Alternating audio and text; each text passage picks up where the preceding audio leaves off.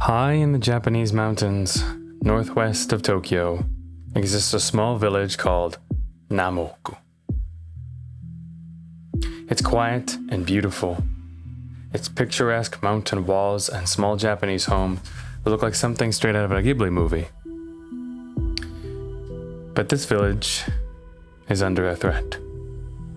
A silent, insidious killer in the night, siphoning of its youth and aging the residents. This village is old. Too old.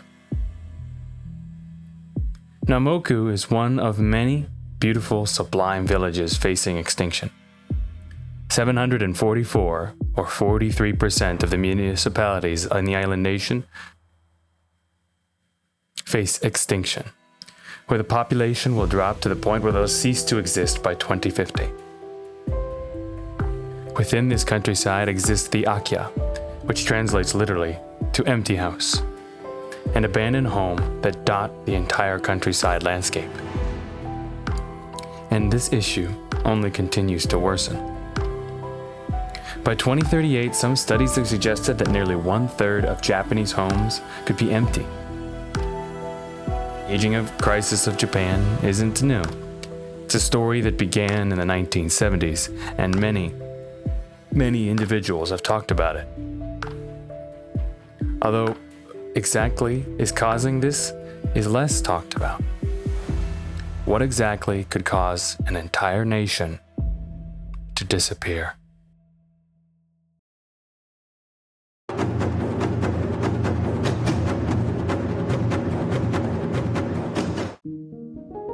In 1868, 15 years after Matthew Perry's landing, began something called the Meiji Restoration. The transitional stage between Japan, the feudal samurai shogunate, and the Empire of the Rising Sun. This stage wasn't just characterized by the emperor and a middling samurai class that backed him, keen desire to westernize, which many have covered in depth, but a general attitude of euphoria or tossing out of old things and embracing new societal norms that defined Western Victorian era culture.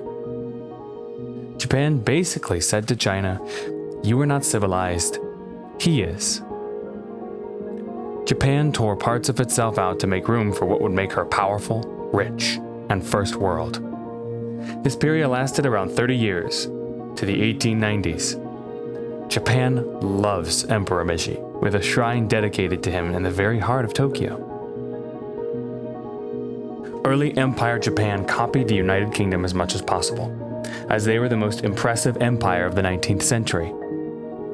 Following World War I, the Great Depression, and a silent military government takeover, the late empire switched from copying English notes to copying German ones, which went about as well as you'd expect in the 1930s and 40s. The passion she shared was for her god emperor and the pride of her nation. Japanese value structures still existed in this time, although specifically through a Western empirical strain. Following the loss of World War II, the rise of the United States, and the Cold War, Japan experienced a rapid post-war boom, following wild economic success, entering the technological age alongside the Western powers, and to a lesser extent the Soviet Union, the focus on economic output contributing to her success.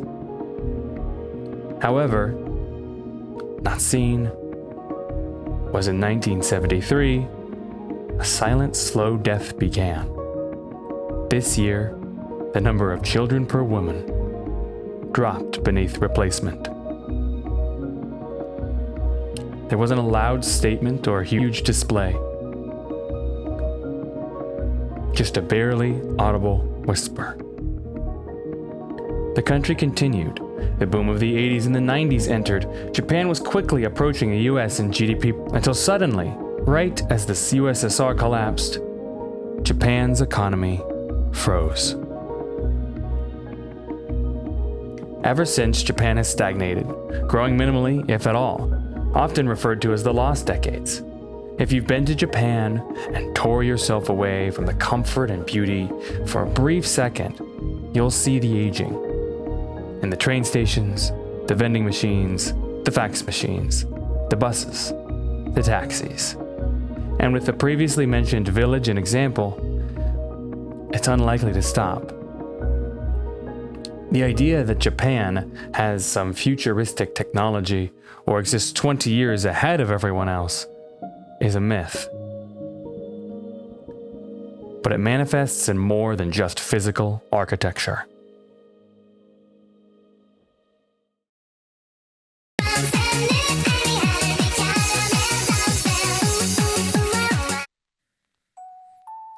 This is a kitsune, a traditional fox spirit from the Shinto or spiritual beliefs of the island nation of Japan. Note the fox ears on the top of her head, and the tail. Cute, right? Only, this isn't a kitsune. This is a large spiritual demon that possesses victims and causes insanity, servants of the patron fox kami, Inari Okami, likely starting as a legend to protect against rabies and infected foxes. Truly a nightmare of a creature. This is not that. This is a cutesy, sexually implicit caricature, a little thing called VTubers. Don't know if you've heard of them.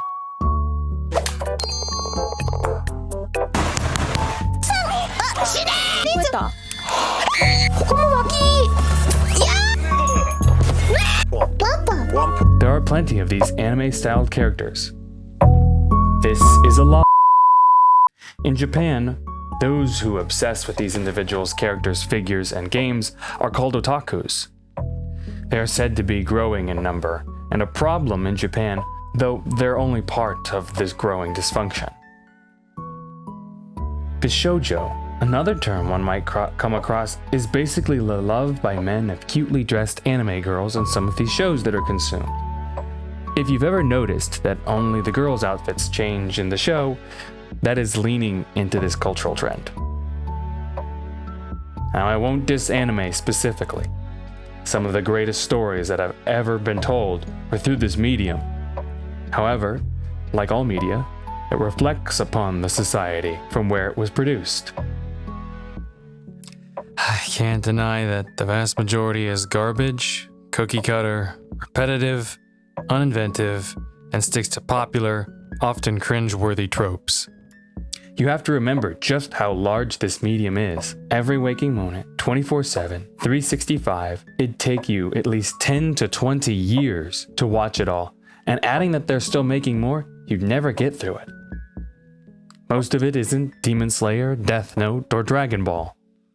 The hightail garbage of most of this medium reflects the consumerism. The term problem here is probably a misnomer. These are more like symptoms, not the problem. I don't know if you've heard of this, but there's a delusion out there that anime is the reason for all its problems. Anime and its consequences. That somehow hentai is the reason the Japanese struggle. That loners wander the streets at nights. That's why they aren't having sex. I mean, why have sex when you can masturbate to the best hentai? The most attractive, unrealistic anime girls you've ever seen. Where you can live in your own fantasy land and world, collect your own collectibles, not have to go outside at all. At all. This isn't true. The nation's birth rate fell in the 70s and 80s, before anime was even huge. They struggled with these long before this. Personally, when I had visited Kyoto, I met a Japanese 40-year-old bartender who said to me, "The Japanese have been depressed for decades." When I was young, they were depressed.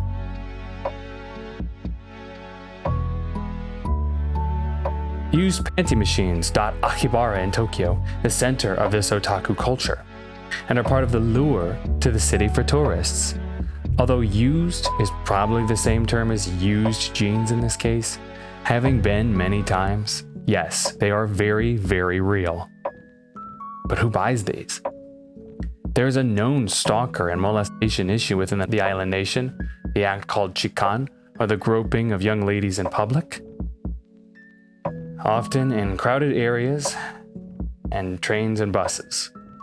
In the same vein, there are also individuals who steal actual women's underwear. This is the reason some females will not get apartments on ground floors. These probably buy the panties, although that is just an assumption. Combine that with a law.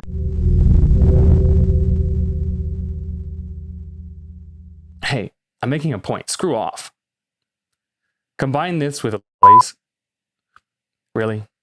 Censorship? Whatever. You know what I'm talking about. The anime pedo bait, which is likely a perversion of having a daughter. Now, this doesn't simply compare to the US and UK in assault/rape rates at all, but you have to remember, this is a different culture, and bad here looks different than in the West. This isn't also to mention the soap girls and Japanese soap lands, which are legitimate bathhouses, where you simply pay to get bathed. Maid cafes and hostess clubs, which are just lonely clubs where Japanese pay to feel at home and loved by friends and lovers. Terminal economy, sexlessness, emptiness, black companies, decaying shrines, emptiness, depression, suicide forests, emptiness. Emptiness. All of these are issues, maybe, but not the problem.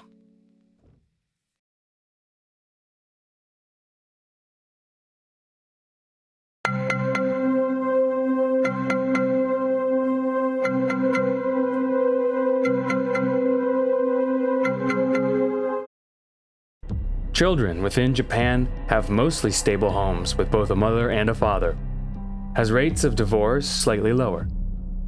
That being said, Nihon still seems to lack children. In some interviews, you'll find Japanese do desire a family, but are too busy with work and want to be present with childhood, remembering their own parents' absence. Some, however, don't even want children, and when asked, they provide economic reasons or simply preference. The youth are also largely moving out of the countryside into major cities, which have been dubbed black hole cities, where birth rates are so critically low as to be essentially non-existent. This is not an aberration. Most cities throughout history have had negative birth rates. However, city folk were only around 10 to 20% of those ancient states of Rome and Persia. For better or worse, there appears to be a trigger within our minds that prevents us from having children when surrounded by too many people. Today, the vast majority live away from rural areas in a collection of dotted cities across the islands. Upwards of 90% of Japan lives in a city, with a relatively small 10%, or just 10 million, living in the countryside. Urbanization is one of the problems.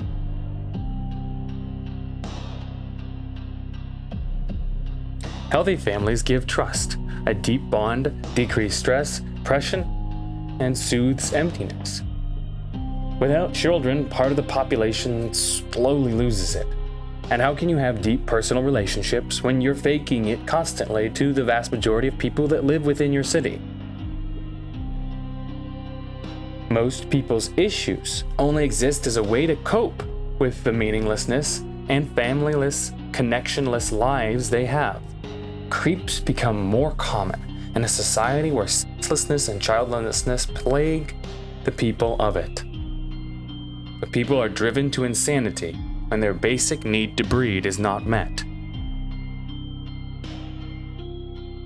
The issue here isn't like the USA, where familial dysfunction leads to destruction. It's simply that no one has them. There's a reason it is considered one of the most human and meaningful things we can do. None of us will be alive in 100 years, but descendants will be. Nothing exists, or is still standing, from the old Babylonian Empire, but the Iraqi people are still here. Less families lack children, and over a time a nation creates less people, which includes less interaction, which includes less jobs and trade, which gives a slowly crumbling economy. Love is important. But it's what binds us together and creates intimacy, eventually children and families. The void and darkness in its absence consumes everything, creating quite a majority of these symptoms.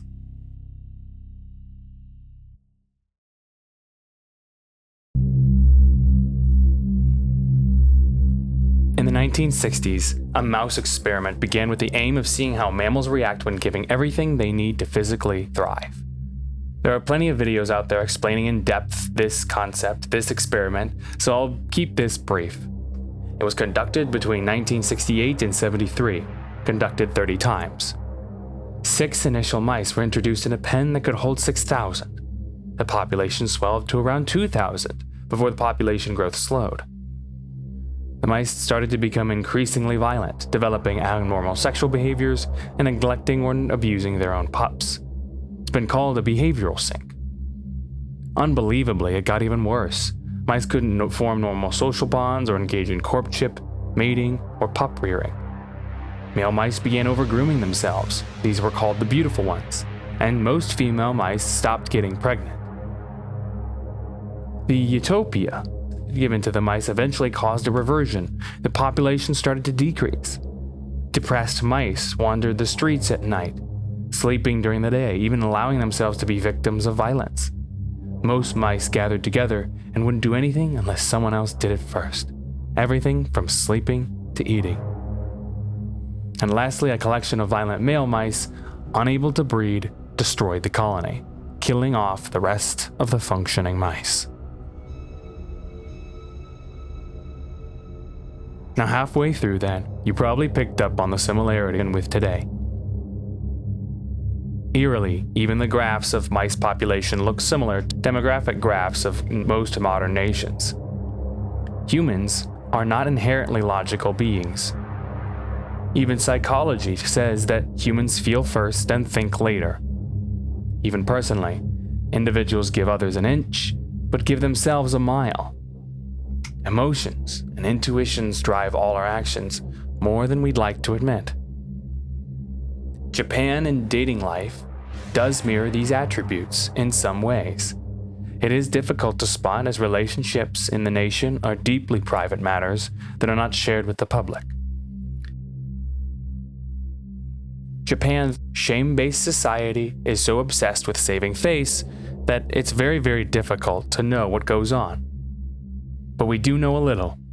The main issue with creeps, otakus, and outcasts is their behavioral issues.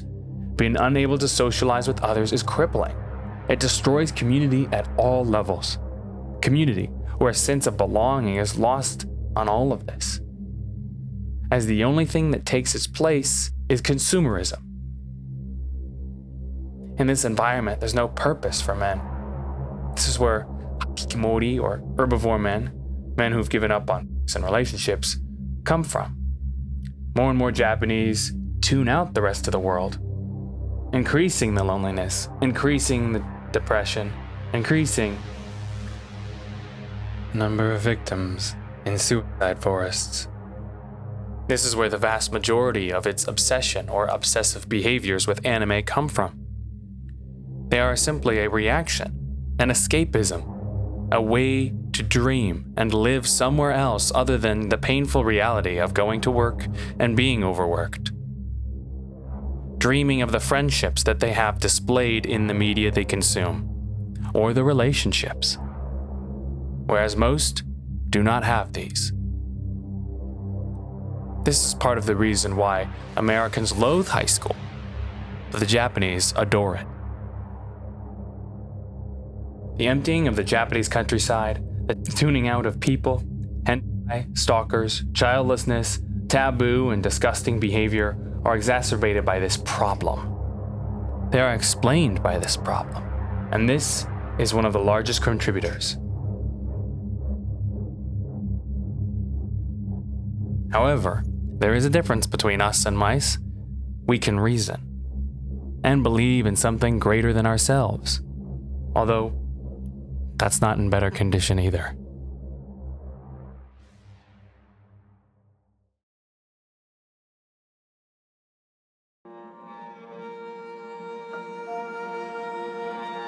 Many of its ancient Shinto beliefs were easily tossed out by the Meiji era, disproven by Western science.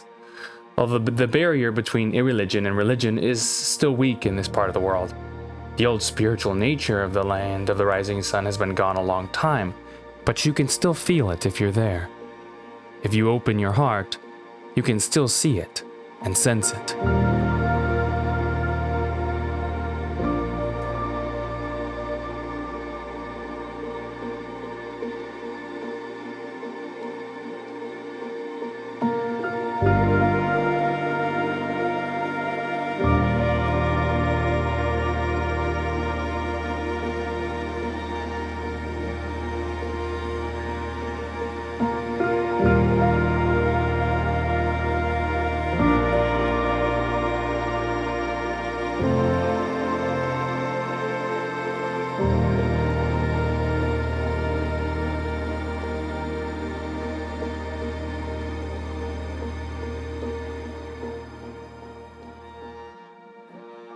With it began the slow death of all of her values, Bushido, glory, and any tradition. Truly, most do not believe in anything beyond money. Think of it, the whole region, and art, why hasn't she made any new temples? Why don't they take care of the ones they have? In the divine, not a single real worship of a god or adherence to her old ways. Most traditions in Japan, from her history, die slowly.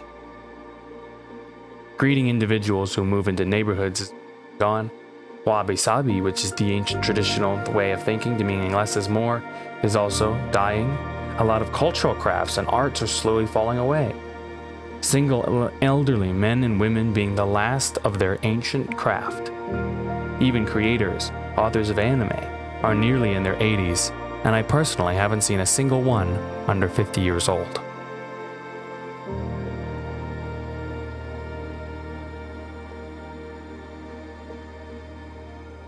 Emptying villages can't continue their festivals and celebrations when no one attends them.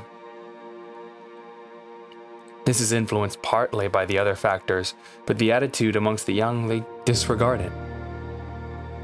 As humans, we are inherently ideological and religious. Spiritual people have more children and generally can weather stressful times. When chaos and pain are all around you, people hold on to it as their hope. Without this key part of humanity, the nation suffers in silent hopelessness. Silent, for to admit a problem would bring shame upon the nation. Therefore, on the surface, the land of the rising sun appears like a paradise. There are endless vlogs covering just how wonderful Japan is and how amazing it is to live there. Remember, you are a tourist or extremely privileged to be making your money online. The Japanese do not share your sentiment. This leads to part of the people staring at the stars and feeling lost, succumbing to despair without an escape or a belief to give them hope. This isn't to suggest there's no happiness, just no true joy. What is healthy for us, psycho-spiritually, is seen as restrictive, and in happiness these were thrown off. These are for our benefit. They stabilize our minds and encourage trust in a society, incentivize good and cooperation, belief in one another, improving trust and the future. True belief isn't made to restrict you. It's made to raise your head off your feet, into the sky, to the very heavens. Not to wander the streets at night, but to reach for the stars, in joy and in hell. It's what allows you to admit when you're wrong, to forgive others, and that create that family that many dream of. And it is no mystery that rampant consumption, these previously mentioned indulgences, destroy your ability to love and form true bonds, searing and burning your dopamine receptors. Belief in the higher order, power, and God grant you peace when you are anxious and alone, keeps the mind of a society focused, allows fathers to be strong but kind, allows mothers to be gentle but unmovable, allows us to fight off whatever nature would throw at us to threaten our homes. Oddly, I'm not saying anything new. Confucius knew these things. This is the true nature, the true message, a sliver of hope and strength that Japan severely misses. It breaks my heart to see her beautiful temples, mountains, breathe her air, breathe her spirit in, while her people drone on.